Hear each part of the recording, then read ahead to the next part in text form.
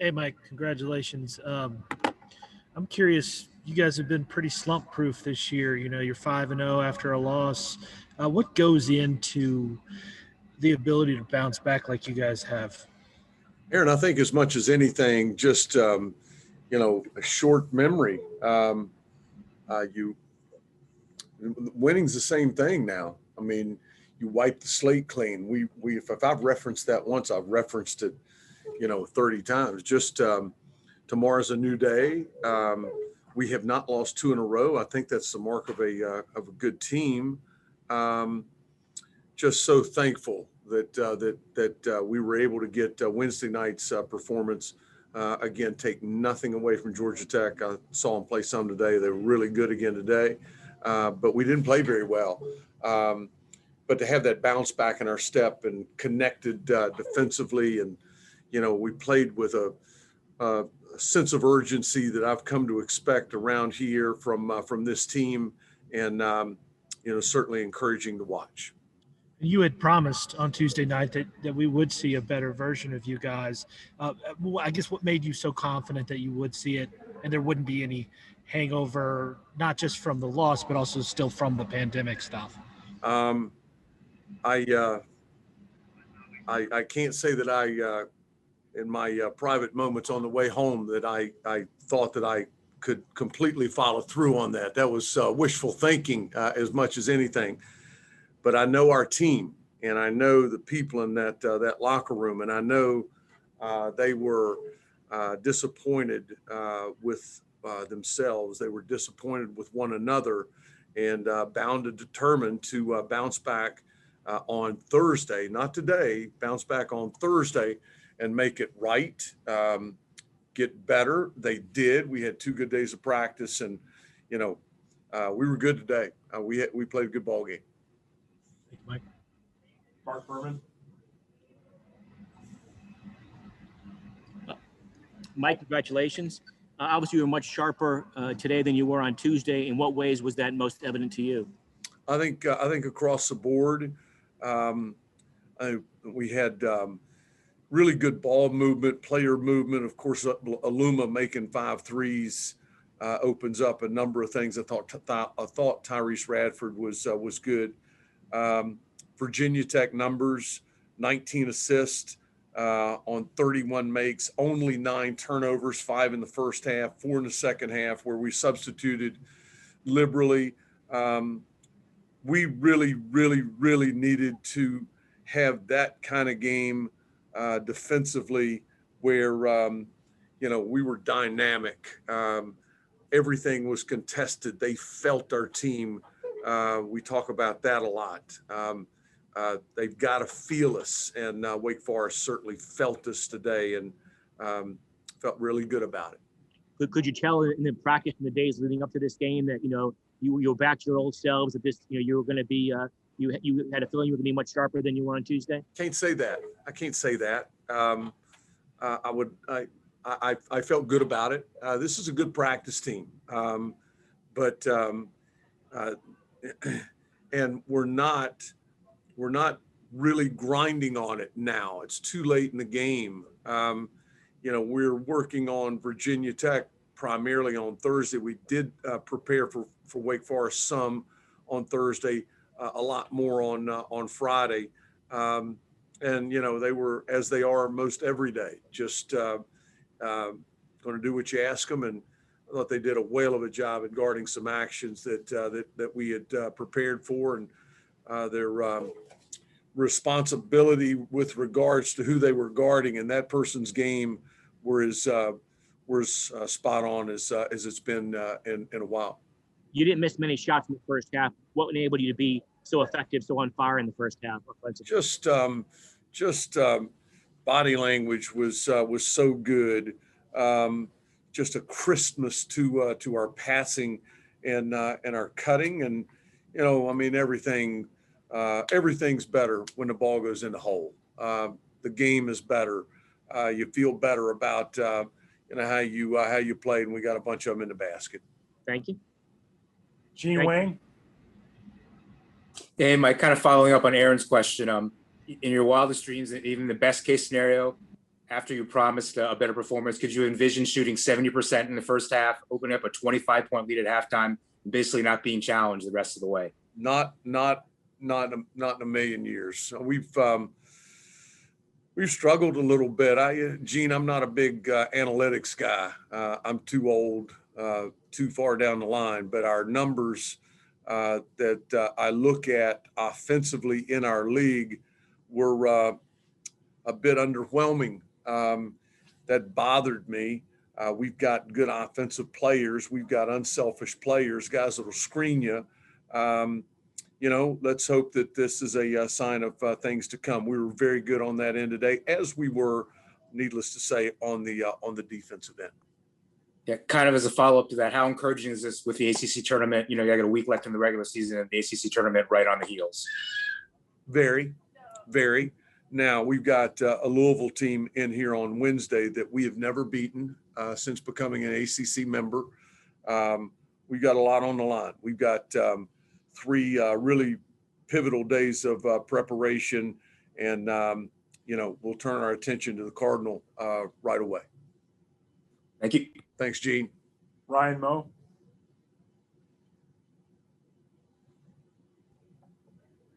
Hey, Coach. I just had a quick question, not to switch gears too much, but if you don't mind talking a little bit about Cordell and Wabisa and the impact they both have had. I know just a few years ago, Operation Basketball, you talked about how Wabisa was very instrumental in kind of easing your transition into this program. So if you don't mind just talking a little bit about both of those guys. I've said, and I mean this, this is not fluff, that I think he is the most important person that I've had here in my brief period. I had to recruit him. There was no guarantees he was going to stay. He didn't owe me anything. But hung in there and went up and saw his beautiful mom, and it worked out. He is an unbelievable teammate. He loves Virginia Tech. He is an easy person to play with. He's an easy person to coach. He's a lot of things, a lot of really good things. And his ability in the backcourt as a point guard to get us into our stuff, not to turn it over. He's going to get the ball stopped. He's a really good defender, one-on-one. He does a lot for us. Cordell is what you hope to get as a graduate transfer. He was a part of a winning program at Iowa. He's a good basketball player, and got nicked up, had a bad back for an extended period, but hung in there, and he feels good. I told him during the timeout, I say he bounced around like a 17-year-old, and he helped us win today. He's going to help us win, as we move along, and happy he's here. Thanks, Coach. Appreciate it. Congrats on the win. Thank you very much. Mike Barber. Hey, Mike, you mentioned Reese and how he played. I'm curious if you're willing to share, what was he able to do during his suspension? Was he practicing with you, working out? Was he responsible on his own for staying in shape? Because it seems like he came back still physically fit. He was allowed to come in the building and work on his game. He stayed in the weight room with Coach Jackson. He started practicing. Mike, I guess he practiced 8 or 9 times during our pause. The time that we were responsible for, and during that period,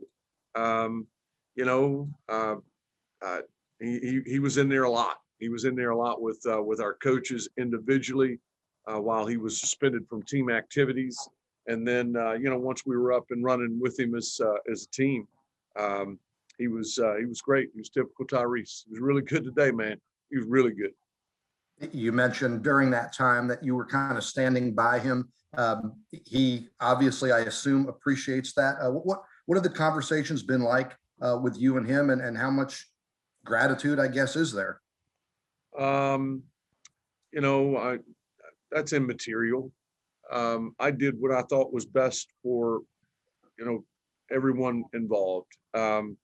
those conversations, those are gold to me. Those will stay with me. And last one, do you have any definitive update or anything more you can share about Jalen and his ankle? I do not expect him back. I don't expect him back next week. I hope that we can get him back for the ACC tournament. That's yet to be determined. Thank you, Mike. Thanks, Mike. Norm Wood. Norman. Michael. Norm, I see everybody else. I never see you. You've got this same picture up here all the time. Where the hell are you? Are you in the car somewhere? Are you in the grocery store? Where are you right now? That was a good hair day for me. That was a good hair day, Norm. Yeah. So your razor blade's dull, though. You need to sharpen your razor blade. I figured I'd stick with that just because it doesn't get much better than that. I mean, look at that dude right there. Anyway, you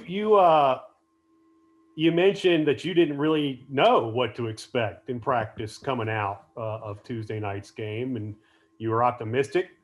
Was there anybody among the players who really kicked other guys in the ass and said, let's get this thing turned around after Tuesday night? Anybody who was particularly vocal? I didn't know if maybe Reese, with everything he had to deal with. No,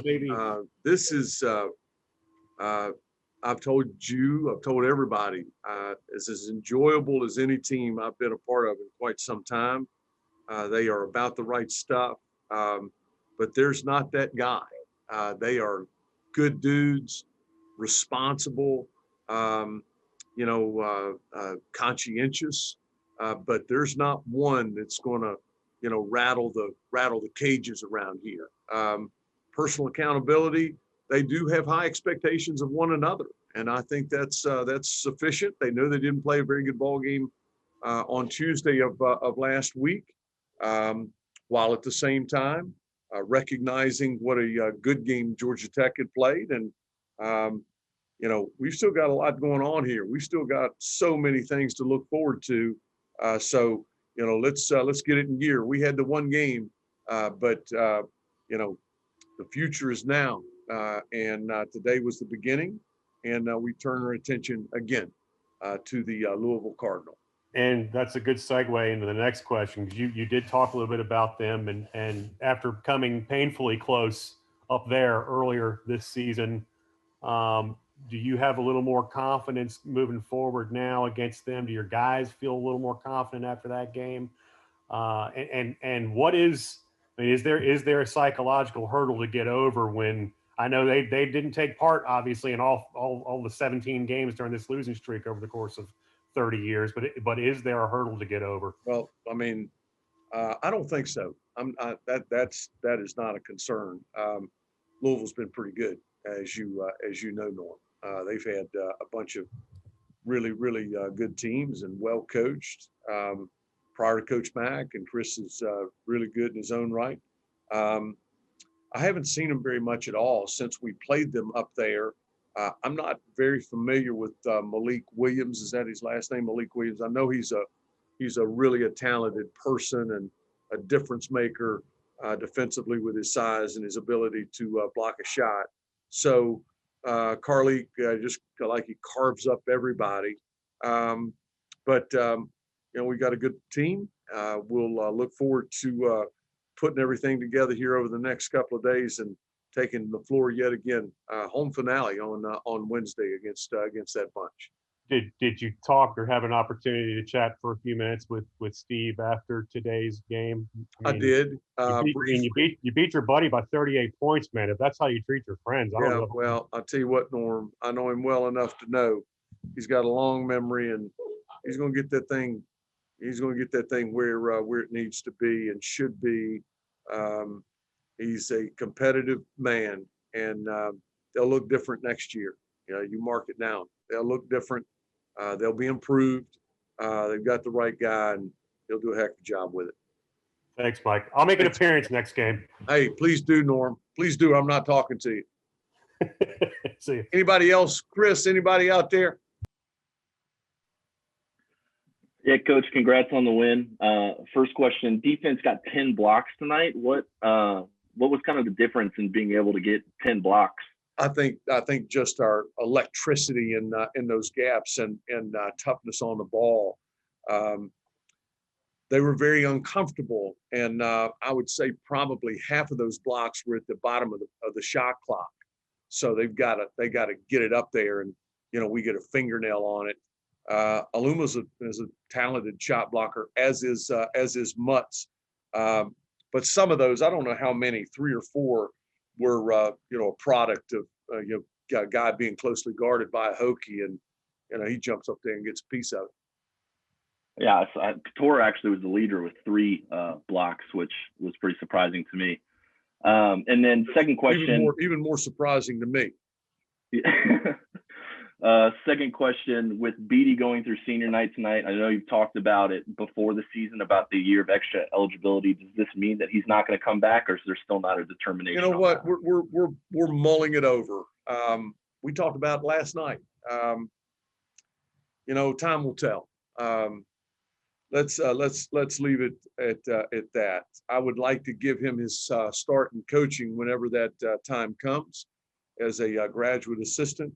But his role here next year, and it'll all be on him. He will tell me what he wants to do, and he'll be, whatever he chooses, I'm in.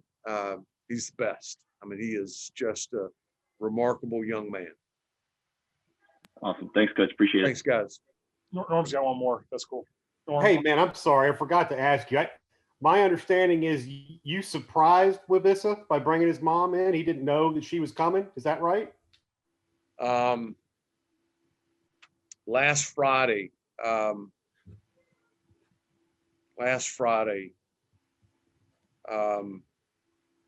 we were on the floor of practice, and we were just cutting up 15 minutes before practice. I said, I cannot believe that, we're approaching senior night, and, where's the time go? Something like that. And, right. He said, yeah, it's hard to believe. I wish I could have my mom here. So the wheels are in motion. And I get back up to the office afterward, and how can we make this work?